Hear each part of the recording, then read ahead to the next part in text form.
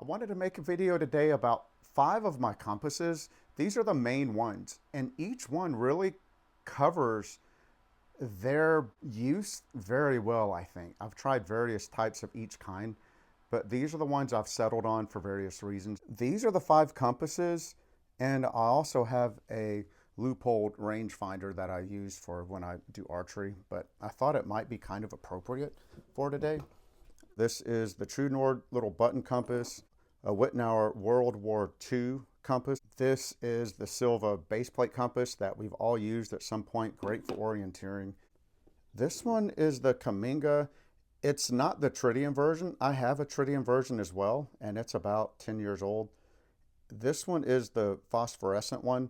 I got this one because I have noticed a slight difference in the tritium, and I don't really need the features of tritium in my particular case. This is the Francis Barker prismatic compass. It's the model 73, and I absolutely love this compass, and it has its place as well. This is the loophole. It's the DNA full draw. I use this for archery when I'm out shooting, but I find it very helpful when I'm mapping my own area and setting up the area I'm going to be in. The first one's going to be the Tru-Nord compass.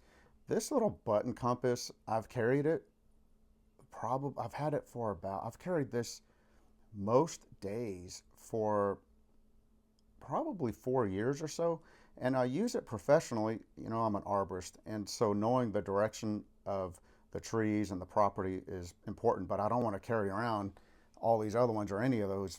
I just keep this in the pocket, and it helps for that all the time. But also when I'm camping and walking around and just going off trail, it's nice to have. I've used this one in all kinds of conditions. Hot, cold, freezing, high elevation, low elevation, but all in the United States. So I guess that kind of matters. I haven't gone out of the United States with it. This is the one based for North America. So the Tru-Nord button compass, I would say, is best if you're wanting to orient a map. If you just want to have it on you all the time, no matter where you're at, you can put it in your pant pocket. You can have it in a go bag or in your suit even. Getting back to the parking garage without pulling out the phone. It's really good for that, and general navigation. I think it's great, and it becomes kind of a part of it becomes sentimental because it's just going to be a part of your life. This one is the Wittnauer pocket compass. It's from World War II. I love this compass. It's, again, very sentimental. I got it at an auction years ago, probably 15 years ago. And I love that it works just as well as it did back in the day, and since I've had it, and I've used it a lot. Again, I carried this one in my pocket almost daily until I got the Tru-Nord compass, and I still will carry this sometimes for work in particular, and then just little day hikes. This one's also been with me in the rain, the cold, the heat. However, I've never put it through the washing machine ever, and I don't want to assume too much, but I feel like it would not be waterproof like the Tru-Nord. But again, I can't confirm it. I just would not recommend that. There's a couple of things that I absolutely love about this one. It's the size, and I like how comfortable it is to just carry. And there is something very nostalgic about it, knowing it was a part of World War II and just how thin it is. It's a joy to have in the pocket and just take with me whenever I might need a compass. It's also very easy to read, to get definitely general directions, but it's a little better than the Tru-Nord for getting a little more accurate. It's just easier to see. It's also thin. It's actually a tiny bit thinner than the Tru-Nord. Another thing I really love about it is that it's lasted this long. It's from World War II, and it has a name kind of crudely scratched on the back, or the initials. You can't really see it very well. But someone had this and someone used it, and I've carried it hundreds of times, many hundreds of times.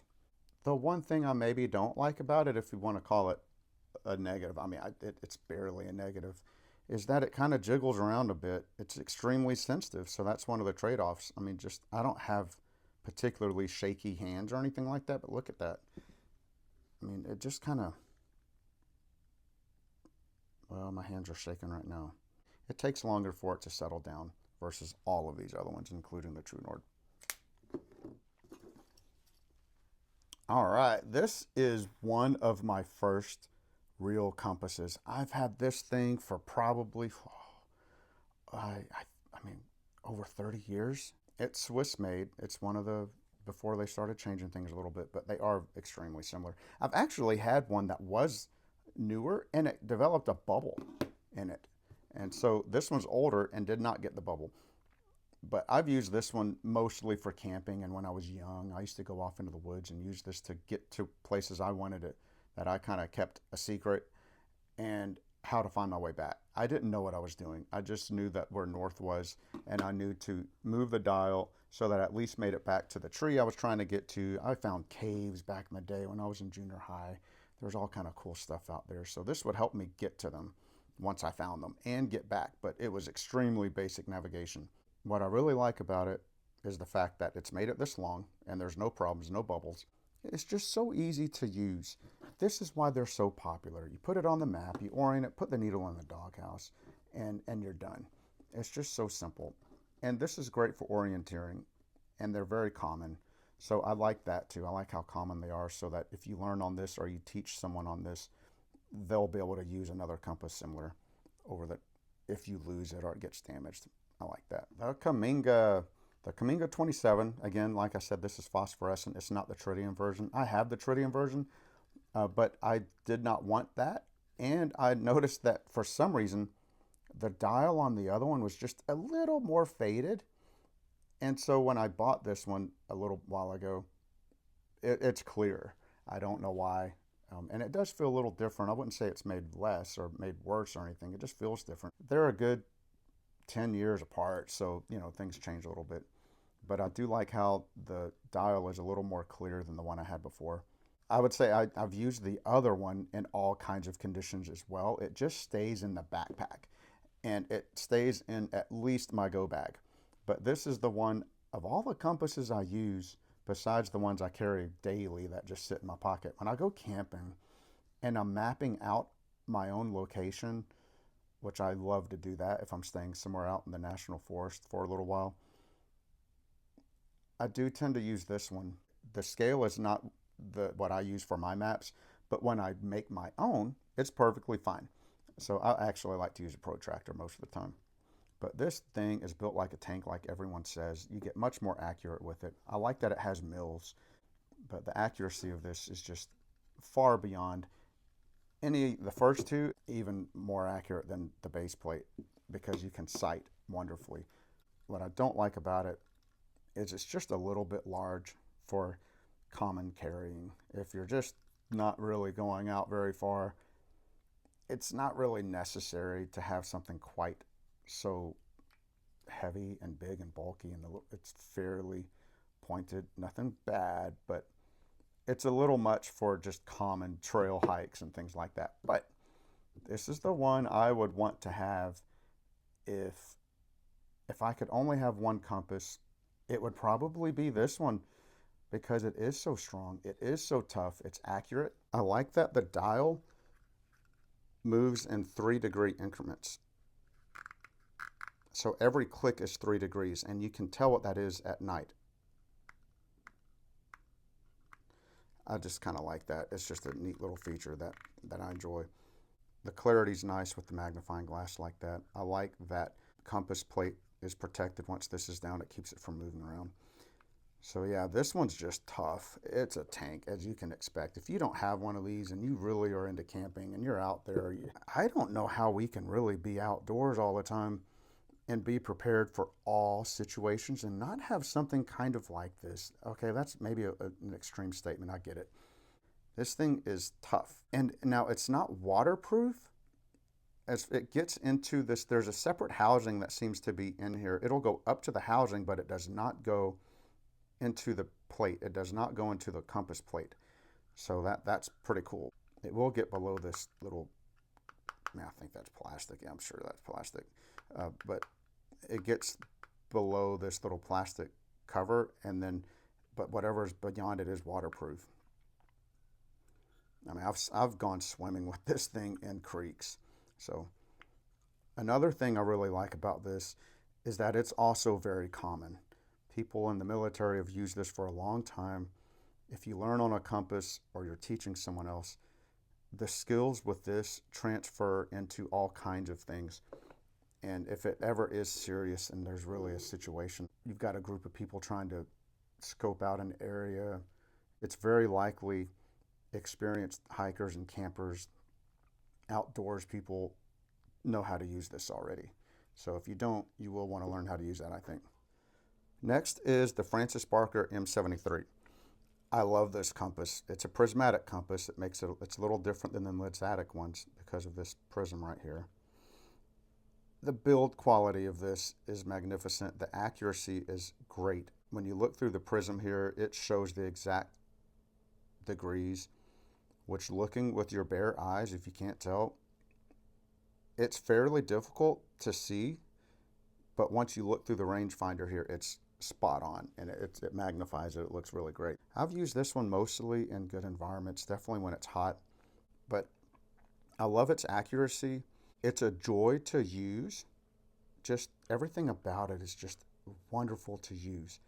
I love the history of it, and I love the way it simply feels. It's just hard to explain, kind of like a Rolls Royce. I've never driven a Rolls Royce, but I have sat in one before, and they are different. They're not just expensive. They are most certainly just totally different. And that's kind of what this is like when you feel it. I don't know that anyone needs to actually use it to just realize there's something different about this. It's built really well. It's absolutely unnecessary, I tell you that. This is absolutely unnecessary. Not saying it's not great, but this guy right here really will do what's necessary for 99% of everything. And this just takes it to a level of like, yeah, you want to do it, but you want to enjoy it. It also doesn't do some things that the Cammenga does. I won't get all into that, but I use this with a protractor mostly, or if I'm mapping out my area. And even then I'll use a protractor when I get back to camp to draw up my map. Okay, I'm gonna make this one short. This is just kind of like a little bonus. The loophole. And again, I use it for archery, but it's really nice when I'm setting up my own map. When I get out into the national forest, I'm far away from everything and everyone. And I like to kind of scout the area and see where things are at. And I'll make my own map, and I can do my pace speeds and I can do all of that. I can count my steps, but this is just a little more accurate. And it's just kind of nice to use for that. Again, this one's not necessary. I think it's nice to have something like this if it's not a big deal.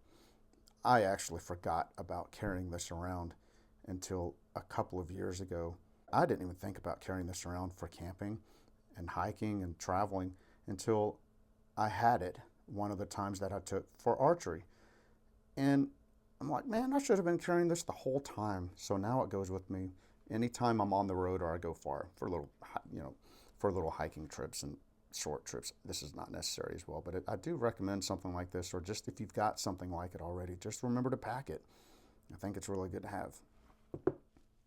So to summarize, this is the Tru-Nord button compass, and I think it's great for orienting a map and just having on you, and for something you'll keep for years. It's a great everyday carry. This is the Wittnauer WWII pocket compass. I think this is nice if you come across one. Something similar. Just does give a different vibe of being outside and navigating. This is a great option if you like history and you just like to do things like it used to be done and like simplicity. That's another one that's an heirloom. Baseplate compass. Actually, this is probably the one, if you were buying something for someone that was getting into the outdoors or getting into navigation, I would say this is the one they should have first. Something like this. This is just great. This is good for 90% of camping, particularly if you're in state parks, you're in known areas, or you want to make a game of navigating and teach kids and adults. This is definitely not like necessarily only a beginner's compass at all, but this is great for teaching someone how to navigate. It's a real joy to use, and you can find them everywhere. Cammenga, it's a tank. This is good if you just want to take it to the next level and you want to get more accurate, and you're in rough environments. And if you want something that a large majority of the outdoor population has used at some point and has most likely gotten pretty familiar with. The Francis Barker M73, this is just taking it to another level of just more about the experience.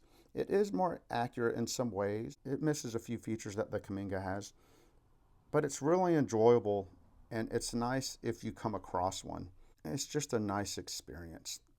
When going out to navigate is kind of a hobby that you're doing. You're doing it to just hone your skills, and you want to just enjoy it. Loophole or any kind of rangefinder like this for archery or hunting, this is great to have if you've got one. I think it's worth getting one. I don't put it on the high, I don't necessarily put it highest on the list, but this is really good if you map your own area. It's great to have if you're into archery, so you can set your targets at an exact distance and set your sights for that and practice at that. So this is a good thing to have if you have it. So those are the 5 compasses that I carry or that I have and use certainly the most, and have narrowed it down to that. Clearly this wasn't a thorough how to use each one. If you're interested in something like that, maybe let me know and I'll do that. If there's a certain type of use that you're looking to use them for, feel free to ask me and I'll kind of give you my opinions on it. Thank you all for watching, and I look forward to making my next video.